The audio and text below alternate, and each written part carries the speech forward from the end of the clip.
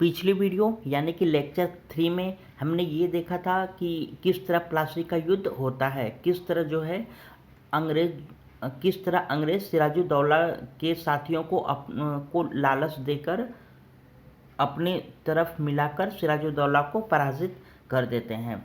तो सबसे पहले हम ये देखा था कि भारत में सबसे पहले पुर्तगाल आए थे, उसके बाद डच आए थे, उसके बाद ब्रिटिश आए थे, और जो चौथे जो यूरोपीय देश थे भारत में आने वाले वो डेनिश थे। यानी कि डेनिश जो है ब्रिटिश और फ्रांसीसियों के बीच में आए थे, यानी कि ब्रिटिश के आने के बाद और फ्रांसीसियों के आने से पहले। तो भारत में व्यापार हेतु अंग्रेज तथा फ्रांसीसियों के बीच डेनिश आए थे।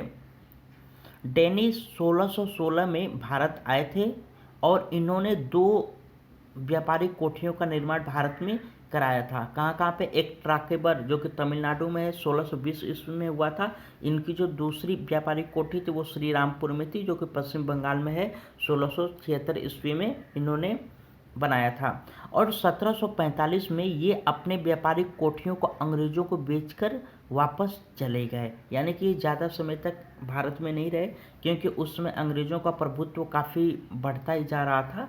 क्योंकि ये जो राजा थे भारत में, उनको आपस में लड़ा के या फिर ये पता करते थे कि उनका विरोधी कौन, दुश्मन को, और दुश्मन को मिला के फिर दोनों मिलके सामने वालों को हरा के जो है ये तरह तरह के संधि करके भारत को अपने कब्जे में लेते चले जा रहे थे। तो भारत में आखिरी यूरोपीय देशों से आने वाला देश था फ्रांस। सबसे अंत में फ्रांसीसी आए थे। यानी कि सबसे पहले पुर्तगाल आए थे भारत में, उसके बाद डच आए थे, फिर ब्रिटिश आए थे, फिर डेनिश आए थे, और भारत में सबसे जो अंतिम यूरोपीय देश था आने वाला वो फ्रांस था। आइए फ्रांसीसी के बारे में अब डिटेल में पढ़ते हैं। फ्रांस के सम्राट लुई 14वें थे तथा इनके मंत्री कोलबर्ट थे। यानी कि जब फ्रांसीसी भारत जब आने वाले थे या आ रहे थे, उस समय जो है फ्रांस का जो सम्राट था वो लुई 14वां था तथा इनके मंत्री का नाम कोलबर्ट था। फ्रेंच ईस्ट इंडिया कंपनी की स्थापना 1664 ईस्वी में कोलबर्ट ने लुई 14वें से आज्ञा लेकर की थी, क्योंकि उस समय का ये रूल था कि जब कोई व्यापार करना चाहता है किसी देश में, तो उस देश के राजा से पहले परमिशन लेना होता है। जैसे कि कोलबर्ट ने जो है फ्रेंच ईस्ट इंडिया कंपनी की स्थापना की इन्होंने, लेकिन इन्होंने क्या किया कि पहले लुई 14वें से परमिशन लिया कि आप मुझे भारत में व्यापार करने की अनुमति दें, और इस कंपनी के तहत 1668 ईस्वी में फ्रैंको कैरो भारत आया।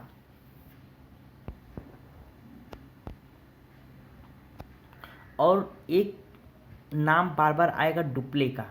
डुप्ले बहुत ही राजनीतिक ढंग से जो है, जैसे अंग्रेज राजनीतिक ढंग से अपने काम को निकाल रहे थे, डुप्ले भी उसी में था। और डुप्ले जो है भारत में सहायक संधि का जन्मदाता कहा जाता है। डुप्ले को भारत में सहायक संधि का जन्मदाता कहा जाता है।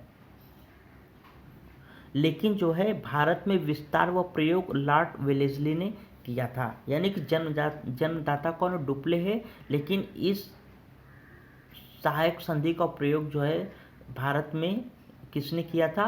लॉर्ड वेलेस्ली ने किया था। लॉर्ड वेलेस्ली कौन था? ये ब्रिटिश था। और डुप्ले कौन था? ये फ्रांसीसी था। आइए इनके बारे में डिटेल में पढ़ते हैं अभी कि 1668 में ही सूरत में पहला फ्रांसीसी व्यापारिक कोठी तथा 1674 में मछलीपट्टनम में दूसरी व्यापारिक कोठी खुली। फ्रांसीसियों का मुख्यालय पांडिचेरी में था। फ्रांसीसियों की बस्ती पांडिचेरी पर डचों ने कब्जा कर लिया था। जो फ्रांसीसियों की जो बस्ती थी पांडिचेरी में, उस पर डचों ने कब्जा कर लिया। लेकिन 1697 में रिज्विक संधि होने पर डचों को पांडिचेरी फ्रांसीसियों को वापस करना पड़ा, और 1674 में मार्टिन ने पांडिचेरी शहर की स्थापना की थी। यानी कि 1674 इसमें मार्टिन, जो पांडिचेरी शहर है, इसकी स्थापना मार्टिन ने की थी। भारत में फ्रांसीसी बस्तियों का वास्तविक संस्थापक मार्टिन था। यानी कि जिस तरह से भारत में पुर्तगाली सत्ता का जो वास्तविक संस्थापक वो अल्बुकर्क था, उसी तरह जो है भारत में वास्तविक फ्रांसीसी बस्तियों का जो निर्माण करने वाला था, जो संस्थापक था, वो मार्टिन था। 1692 ईस्वी में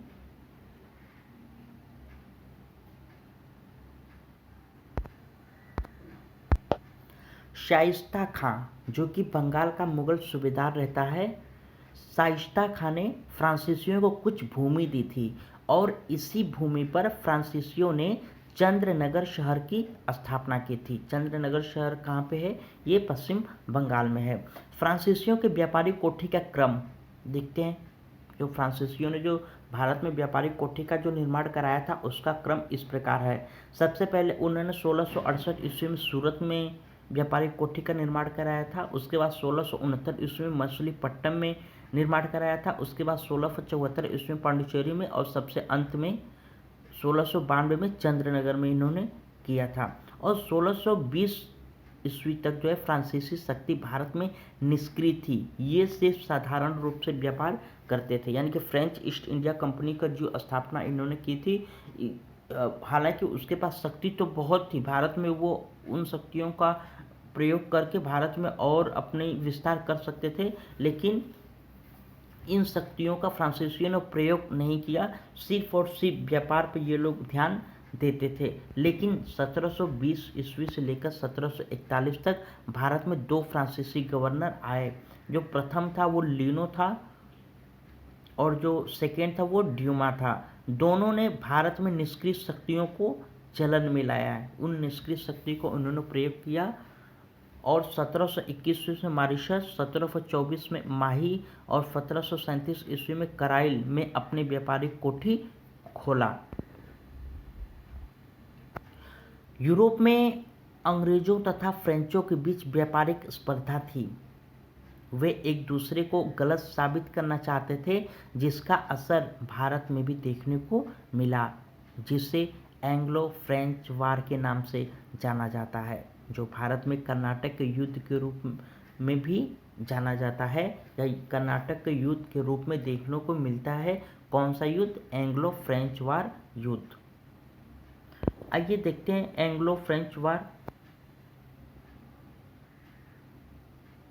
जो कि कर्नाटक का जो प्रथम युद्ध है, जो कि 1746 से 48 के बीच हुआ था। तो दक्षिण भारत में जो है फ्रांसीसी मुख्यालय कहाँ पे था? दक्षिण भारत में फ्रांसीसी मुख्यालय पांडिचेरी में था, और इस मुख्यालय का जो जनरल था वो डुप्ले था, और जो अंग्रेज का जो मुख्यालय था वो मद्रास में था, और इसका जो जनरल था वो निकोलस मार्श था। डुप्ले जानता था कि फ्रांसीसी जल सेना काफ़ी कमज़ोर है, अतः इसने निकोलस से युद्ध न करने की अपील की। डुप्ले जो कि फ्रांसीसी था, ये जानता था कि इसकी जो जल सेना है वो काफ़ी कमज़ोर है, इसके लिए यह ब्रिटिश यानी कि निकोलस से युद्ध नहीं कर पाएगा। इसके लिए इसने कहा कि हम आपसे युद्ध नहीं करना चाहते हैं, प्लीज़ आप मुझसे युद्ध न करें। लेकिन अंग्रेज नौसेना अध्यक्ष कैप्टन बर्नेट निकोलस की सहायता हेतु नौसेना के साथ भारत आ चुका था, जिसने कुछ फ्रांसीसियों जहाज के बेड़ों को अपने अधिकारों में कर लिया था, जो भारत में कर्नाटक के युद्ध का तत्कालिक कारक भी माना जाता है। निकोलस ने डुप्ले का पत्र ठुकरा दिया, यानी कि उन्होंने जो रिक्वेस्ट किया था, डुप्ले ने रिक्वेस्ट किया था कि आप मुझसे युद्ध मत करिए, उस रिक्वेस्ट को निकोलस ने ठुकरा दिया, जिससे डुप्ले ने मद्रास के नवाब अनवरुद्दीन से मुलाकात की तथा अनवरुद्दीन से प्रार्थना की कि अपने राज्य में किसी भी प्रकार का युद्ध न होने दें, और हम मद्रास जीतेंगे तो आपको वापस कर देंगे। यही थी सहायक संधि, जिसकी जन्मदाता डुप्ले था। डुप्ले ने एक ढंग से एक संधि की कि मैं तो उसको पता था कि मेरी नौसेना जो शक्ति है वो काफ़ी कमज़ोर है, मैं अंग्रेज़ों पे जीत नहीं पाऊंगा। इसके लिए वो जो है मद्रास के नवाब अनवरुद्दीन के पास जाता है और कहता है कि आप अपने क्षेत्र में युद्ध होने से रोकिए, हाँ अगर हम मद्रास जीतते हैं तो ये हम आपको वापस कर देंगे। इसी बात की जो है लालच देकर अनवरुद्दीन को अपनी बात मनवा लेता है। यही थी, इसी को हम लोग सहायक संधि के नाम से जानते हैं। अनवरुद्दीन ने अंग्रेजों को युद्ध करने से मना कर दिया और अंग्रेज निकोलस कर्नाटक के नवाब के क्रेडिट होने के डर से आक्रमण नहीं किया।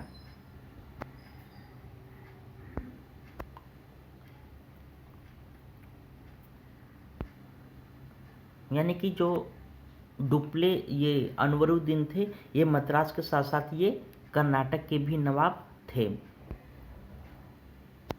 उसके बाद मॉरिशस का जनरल ला वुडोने को अपनी सहायता हेतु भारत बुलाया और ला वुडोने ने डुप्ले के साथ मिलकर मद्रास पर कब्जा कर लिया। डुप्ले मद्रास को कभी भी वापस नहीं करना चाहता था, क्योंकि मद्रास में अंग्रेजों का व्यापारिक कोठी या मुख्यालय था, लेकिन ला वुडोने ने 4 लाख पाउंड फिरौती लेकर मद्रास वापस कर दिया। जब वापस कर जा रहा था तभी डुप्ले ने मद्रास पर कब्जा कर लिया, दोबारा आक्रमण करके। और इसी समय डुप्ले ने कई अंग्रेजों को बंदी बना लिया, जिसमें से एक था कौन? रॉबर्ट क्लाइव भी था। यानी कि रॉबर्ट क्लाइव को भी डुप्ले ने बंदी बना लिया था। मद्रास का नवाब अनवरुद्दीन को क्रोधित हो गया, क्योंकि डुप्ले ने अंग्रेजों के युद्ध से बचने हेतु अनवरुद्दीन से प्रार्थना किया था कि आप अपने क्षेत्र में युद्ध मत होने दीजिए, लेकिन युद्ध की शुरुआत किसने कर दी? डुप्ले ने ही कर दिया और रॉबर्ट क्लाइव को इसने बंधक भी बना लिया। तो अनवरुद्दीन के पुत्र महफूज खां तथा पैराडाइज, जो कि डुप्ले का सेनापति था, के बीच युद्ध हुआ। कहाँ पे हुआ था? सेंट थोमे नामक स्थान पर 1748 ईस्वी में, जिसमें महफूज खां पराजित हुआ और डुप्ले ने मद्रास पर पूरी तरह कब्जा कर लिया। 1748 में ही एक संधि हुई जिसके तहत ए ला शॉपल संधि के नाम से जाना जाता है, जिसमें डुप्ले को मद्रास वापस अंग्रेजों को देना पड़ा। बदले में डुप्ले को दक्षिण अमेरिका का लुइसबर्ग स्थान फ्रांसीसियों को मिला। कर्नाटक के प्रथम युद्ध को सेंट थोमे के नाम से भी जाना जाता है, क्योंकि युद्ध इसी स्थान पर हुआ था। कर्नाटक का प्रथम युद्ध ए ला शॉपल के संधि से समाप्त हो जाता है। और ए ला शॉपल संधि क्या रहता है कि जो उड़ीसा रहता है, यह अंग्रेजों को डुप्ले को देना पड़ता है और इसके बदले में जो है डुप्ले को कहाँ पे ज़मीन मिलती है? दक्षिण अमेरिका के लुइसबर्ग स्थान पर ज़मीन मिलती है। कर्नाटक का प्रथम युद्ध का एक मुख्य कारण यूरोप में चल रहे ऑस्ट्रिया के उत्तराधिकार के प्रश्न के कारण दूसरे कैप्टन बर्नेट ने फ्रांसीसी जहाज को अपने कब्जे में कर लिया था। कर्नाटक के प्रथम युद्ध के तुरंत बाद कर्नाटक का दूसरा युद्ध भी होता है, क्योंकि कर्नाटक का प्रथम युद्ध बिना परिणाम के समाप्त हो गया था तथा मद्रास वापस अंग्रेजों को मिल गया था तथा फ्रांसीसी तथा अंग्रेजों के बीच व्यापारिक प्रतिस्पर्धा अपने चरम सीमा पर थी। तो आइए देखते हैं कर्नाटक का जो सेकेंड युद्ध था, जो कि 1749 से लेकर 1754 के बीच में हुआ था। मतलब 1754 में स्टार्ट हुआ था और कब तक चलता रहा? 1754 तक। तो आइए देखते हैं इसके बारे में कि कर्नाटक का जो दूसरा युद्ध था, भारत में हैदराबाद में उत्तराधिकार हेतु युद्ध हो रहा था। यानी कि कर्नाटक का जो दूसरा युद्ध था वो भारत में हैदराबाद में उत्तराधिकार हेतु युद्ध हो रहा था, मुजफ्फर जंग तथा नासिर जंग के बीच में। यानी कि कर्नाटक का जो दूसरा युद्ध था वो मुजफ्फर जंग तथा नासिर जंग के बीच में हो रहा था। कर्नाटक में भी ऐसा ही था। चंदा साहब तथा अनवरुद्दीन के बीच डुप्ले ने चंदा साहब तथा मुजफ्फर जंग की सहायता कर आम्बुर के युद्ध में अनवरुद्दीन की हत्या करा दी तथा अनवरुद्दीन कौन रहता है? कर्नाटक का नवाब रहता है। और आम्बुर का युद्ध कब होता है? 3 अगस्त 1749, जिसमें क्या होता है कि डुप्ले जो है अनवरुद्दीन की हत्या करवा देता है तथा कर्नाटक का नवाब चंदा साहब को बना दिया। डुप्ले ने क्या किया, कर्नाटक का नवाब चंदा साहब को बना देता है। डुप्ले ने कुछ फ्रांसीसियों को मुजफ्फर जंग की सहायता हेतु भेजा, लेकिन ये रिश्वतखोर निकले और नासिर जंग की सहायता कर मुजफ्फर जंग को बंदी बना लिया।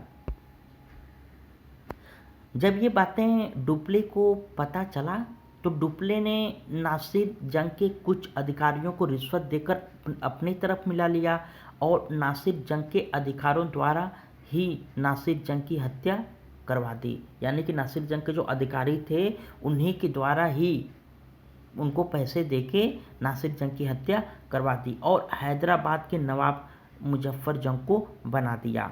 डुप्ले ने साहसी सेनापति बुस्सी को नासिर जंग के साथ भेजा। रास्ते में नासिर जंग की हत्या करा दी गई और बुस्सी ने नासिर जंग के भाई सलावत जंग के भाई को हैदराबाद का नवाब बना दिया। कर्नाटक के द्वितीय युद्ध को आम्बोर का युद्ध भी कहते हैं। जो कर्नाटक का जो द्वितीय युद्ध है इसको आम्बोर का युद्ध भी कहते हैं। थॉमस सैंडर्स ने त्रिचनापल्ली के घेरे में असफल कर दिया। उसी समय डुप्ले ने आरकाट और कुछ किया आरकाट की ओर कुछ किया, लेकिन रॉबर्ट क्लाइव ने थॉमस सैंडर्स को आरकाट पर कब्जा करने को कहा तथा दोनों मिलकर 1751 में आरकाट पर अपना प्रसिद्ध घेरा डाला और इसी समय रॉबर्ट क्लाइव 53 दिन तक बिना कुछ खाए पिए घेरे में डटा रहा, जिससे इसके ख्याति में वृद्धि हुआ। यही कारण था कि डुप्ले को वापस आना पड़ा। डुप्ले भारत में बार बार युद्ध करता था जो फ्रांसीसी सरकार के नियम के खिलाफ था, अतः फ्रांसीसी सरकार ने डुप्ले को वापस बुला लिया और डुप्ले के स्थान पर भारत में गोडेह्यू को भेज दिया, जिसके माध्यम से पांडिचेरी की संधि हुई, जिसके तहत दोनों यूरोपीय देश एक दूसरे के विजित प्रदेश वापस कर देंगे। यानी कि ये दोनों एक दूसरे के जो प्रदेशों को जीता हुआ है, जिन पे कब्जा किया हुआ है, ये एक दूसरे प्रदेश को वापस कर देंगे। मतलब मद्रास फिर अंग्रेज़ों को वापस मिल जाएगा और कंजौर का कुछ क्षेत्र फ्रांसीसियों को मिल जाएगा। देखिए, फ्रांसीसी सरकार ने यहीं पर सबसे भारी गलती की थी कि डुप्ले बहुत अच्छा काम कर रहा था अपने विस्तारवादी नीति में, लेकिन इसके लिए तो युद्ध करना ही पड़ता था। लेकिन इसी युद्ध से जो है ये युद्ध नहीं, ऐसा युद्ध नहीं चाहते थे फ्रांसीसी सरकार, इसके लिए डुप्ले को वापस बुला लिया, जिससे कि फ्रांसीसियों का पतन का भी एक कारण बनता है।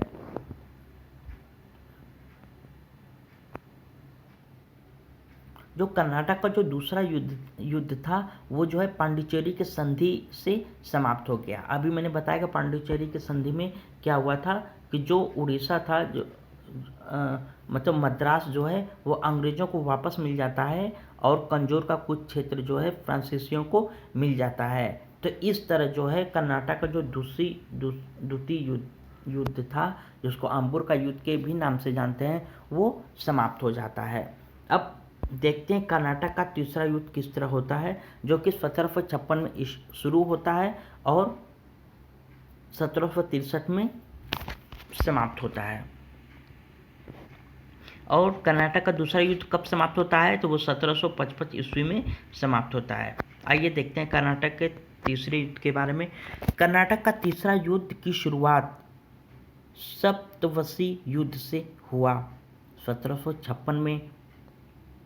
यानी कि कर्नाटक का जो तीसरा युद्ध था वो सप्तवसी युद्ध से हुआ। कब हुआ था? 1756 में। चूँकि बंगाल पर अंग्रेज़ों का पूर्ण कब्जा हो गया था, क्योंकि 1757 में प्लासी के युद्ध में वाटसन तथा रॉबर्ट क्लाइव ने सिराजुद्दौला को पराजित कर दिया था। अंग्रेज़ों के अधिकार को कम करने हेतु फ्रांसीसी सरकार ने काउंट डेप्लेली को भारत भेजा और इसने 1758 में फोर्ट सेंट डेविड पर कब्जा कर लिया, जो अंग्रेज़ों की किला थी। उसके बाद काउंट डी लाली ने बुस्सी को हैदराबाद से बुला लिया, जिसका फायदा अंग्रेजों ने उठाकर अपनी कुछ सेनाओं को हैदराबाद भेज दी और हैदराबाद के नवाब ने अंग्रेजों की सहायता कर दी थी। इसी समय भारत के मद्रास में अंग्रेज आयरकुट आया।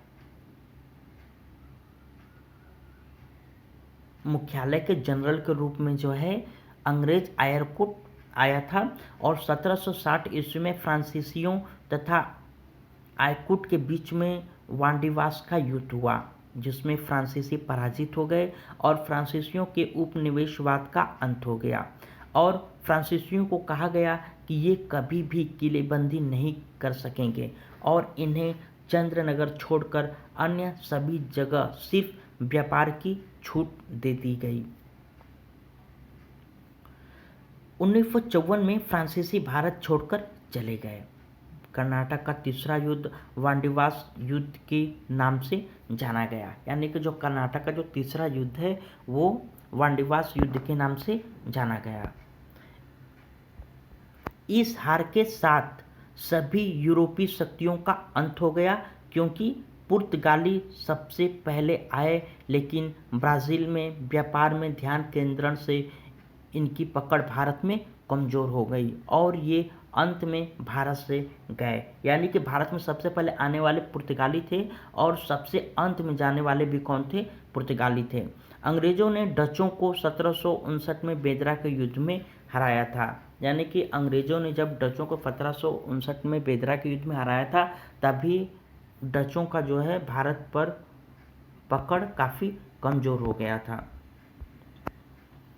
डेनिश अपने व्यापारिक केंद्रों को अंग्रेज़ों को बेचकर जो है वापस डेनमार्क चले गए और 1760 ईस्वी में वांडीवास के युद्ध में अंग्रेज़ों ने फ्रांसीसियों को पराजित कर दिया और भारत में सभी यूरोपीय शक्तियों का अंत हो गया।